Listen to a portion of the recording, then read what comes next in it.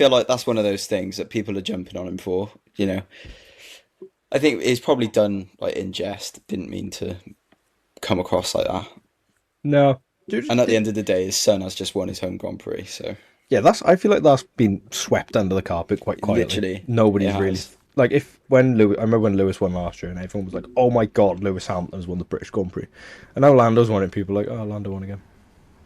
I think it's probably because it was partially expected because he's in a rapid car, and also the way that it was done with the whole penalty for Piastri. I think Piastri would have won the race if it wasn't for the penalty.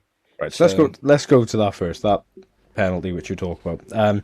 It in my eyes, it's a penalty, but it's not a 10 second. I think it's unfortunate that he's the one who's been penalised by it because I think it was Max said that people had done it. I think he'd done it and George Russell's done it as well. George did it in Canada, but they deemed like it was he slowed down over like a longer period of time. Yeah, and I know they measured like the PSI of how hard he actually broke, and it was That is double what woke. Russell's was. But surely this is all judgment.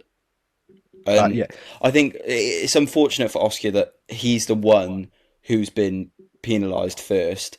If they carry on and say like next Grand Prix someone else does it and they get penalised again, I'll say fair enough because then at least they're being consistent with it.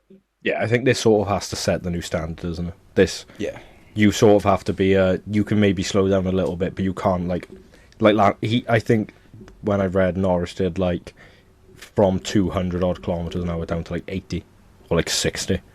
yeah. So, and with the conditions, it probably wasn't the best. But yeah, I think going straight to a 10 second was a bit harsh.